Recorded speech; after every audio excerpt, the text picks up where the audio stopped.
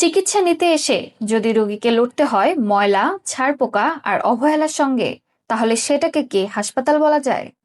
রাজধানীর জাতীয় মানসিক স্বাস্থ্য ইনস্টিটিউট ও হাসপাতাল ঘিরে উঠেছে ঠিক এমনই গুরুতর অভিযোগ।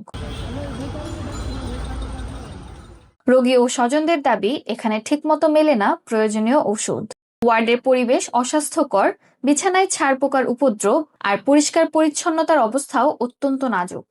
শুধু তাই নয়, অভিযোগ রয়েছে খাবারের মান নিয়েও। অনেক সময় ওয়ার্ডে দায়িত্বরত আয়া কিংবা নার্সদেরও পাওয়া যায় না ঠিকমতো। রোগীদের স্বজনরা বলছেন, কিছু চিকিৎসক নিয়মিত সময় মতো আসেন না, অনেক সময় অনুপস্থিত থাকেন কিংবা দেরিতে হাসপাতালে পৌঁছান। ফলে দীর্ঘ সময় অপেক্ষা করেও চিকিৎসা সেবা থেকে বঞ্চিত হচ্ছেন রোগীরা।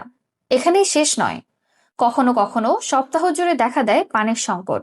সেই সময় রোগীর স্বজনদের বাইরে থেকে পানি এনে দৈনন্দিন কাজ চালাতে হয়।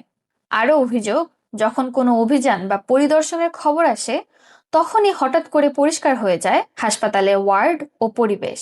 নর্মালি দিন অন্য দিন বেশি একটা পরিষ্কার থাকে না, এখন মন্ত্রী আসার কথা শুনে আর কি বেশি ভালো করে পরিষ্কার করতেছে। পর্যাপ্ত ওষুধ পাওয়া যায় না।